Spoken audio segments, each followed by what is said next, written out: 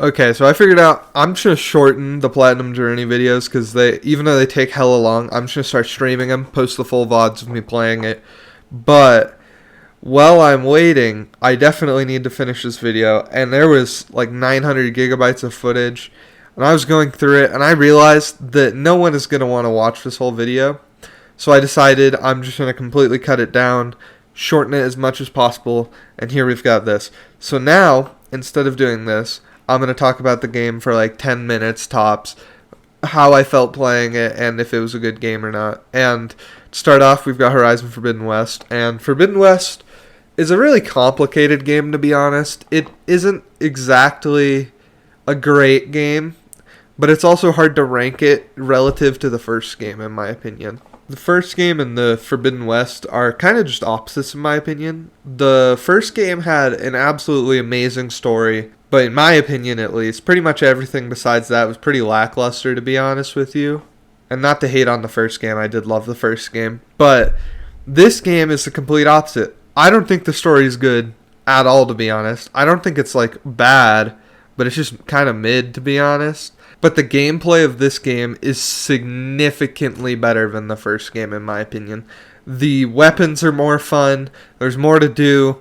There's one thing about the gameplay that I will say is worse, and I'll talk about that in a second. But overall, the gameplay in general is better. There's better enemies to be fighting, better bosses, pretty much just better anything that isn't crafting. So I'm going to get into the crafting really quick. I don't know where this trend started. It might have been from Breath of the Wild. It might have been from Minecraft. But a lot of games feel the need to make you craft and upgrade everything, which was fun for a little bit, but now, especially in Horizon Forbidden West, it is a chore. You have to hunt everything, to get your gear upgraded. So first of all, you start out with the base gear, right? And you want to upgrade that gear, obviously, because okay, I want to upgrade it through the levels. But then you realize, if you upgrade your base gear, there's a chance that you're just going to find, not even a chance, a likelihood that you're going to find a better item later in the game. There's a bunch of legendary items. So I just opted to, which might have been my mistake, waited until the very end, or waited until halfway through story, and then upgraded all my stuff to legendary stuff from all the side quests and collectibles and the such. But upgrading that shit was gonna take so long, and I decided, fuck it, it's not even worth it. I'll just use some of my legendary stuff, some of the other, and just upgrade the weaker stuff if I really need. But the crafting in this game is some of the most boring, bland thing you can do. It is just, you're either in your inventory or at a workstation crafting something, or you're scrounging for parts for it. Which I think in the first game was a little bit better, but in this game, because everything upgrades. When I say everything, I mean everything. Her armor, her bow, every single different type of weapon that she has upgrades. She has upgrades. She has 5 different upgrade tree paths, which I don't care about the upgrade tree paths, to be honest, because that is fine in pretty much any game. But crafting, everything was horrible. You had to craft ammo constantly. You had to craft pouch upgrades. There was just so much. So much. Too much crafting, to be honest. It dragged down the gameplay quite a bit for me. The rest of the game, though, as I said, the rest of the gameplay, new enemies, amazing. The snake enemy, 100% probably my favorite enemy in the entire game. I think it's called the Slitherfang.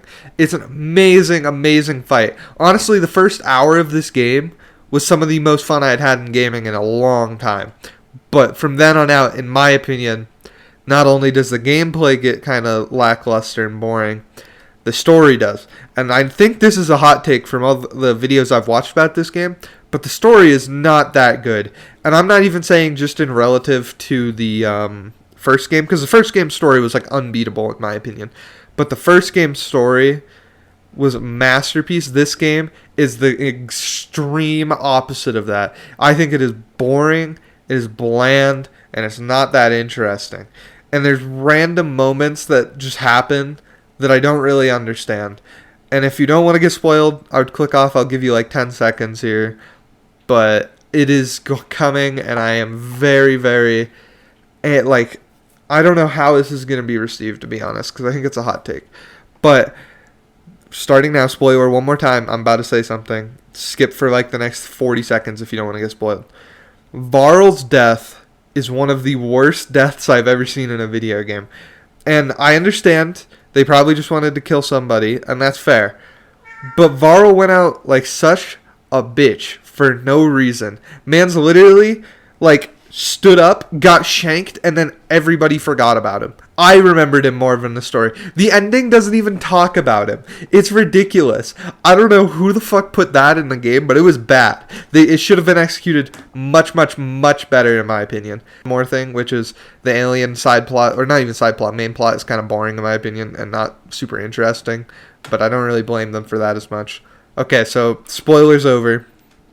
And now I have to say that overall story's not bad. I'd give it like a 60 or something. It's not like completely bad, but compared to the first game story, it is nowhere near as good. And as a person who platinumed the game, as the title says, it's okay. It's not a great platinum game. It's not exactly fun to platinum. It's not hard either. It's just kind of like tedious. And that is my least type of game to platinum, is the games that are just tedious. They're not super hard. The achievements aren't like super fun. They're just, you're gonna do some like boring ass shit. Like, well, I don't remember one of them was to upgrade a bunch of my shit, so I just had to go and do a bunch of tedious ass missions to do that. But overall, I will say the experience of the game in general was pretty fun, but by the end you will 100% want it to be over, and I think that's just how it is. I would 100% recommend buying this game if it goes on sale, though. It like for like 30, 40 under, 100% recommend.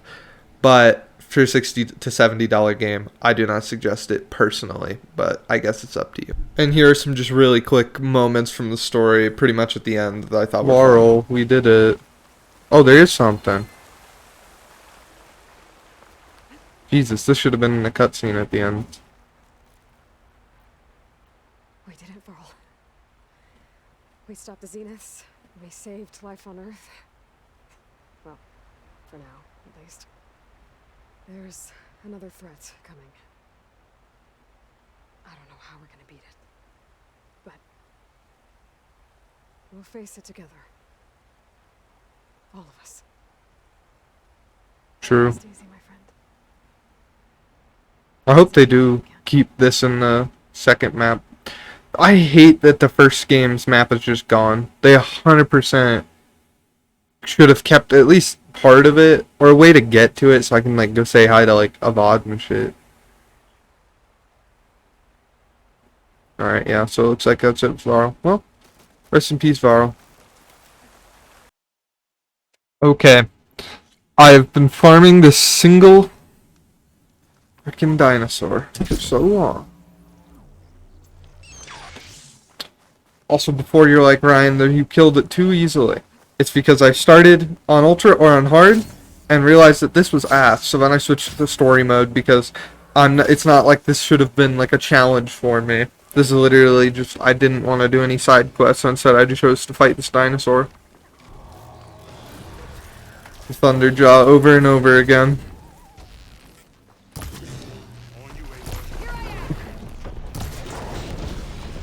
I've fought it more than I can count. I've developed the best strategy. Okay, so that's what we call the intro. It's also really nice that I can just tank all of that. In the other, when I was doing it the first time, one of those would have killed me. Don't ask why there's so many of these just around. I've been doing this forever, like I said. Okay, don't ask how I missed that. And that. Okay, we're throwing. This is actually, that was like top tier bad, to be honest. But it will die with this. Yeah! Woo! And, oh, that perfect sound. Let's go, baby. I don't exactly remember how I... Here, we'll just do this, and I'll transfer it later. But look at that bad boy. All of them, 100% big. So I'm not going to do this just because it's just not... It doesn't look cool. Like, at all. The coolest thing would be I'd be in the top 0.2% of players, but I just don't care. I'll come back some other time. But looks like that's about it. Oh wait, if you want to see my trophy level really quick before 190, I don't remember what it was at before, but we're really gaining. That's for damn sure. And that's it for now. Okay, and then just to wrap it all up, some pros of the game is that the gameplay is just much, much, much better in my opinion. It's much more interesting enemy types, and the one thing that I didn't really touch on is the game looks stunning. But you kind of could have figured that based on it was a PS5 exclusive title. They always look amazing. And when I say stunning, I mean it looks amazing. Like, this is one of the best looking games I've ever seen in my life.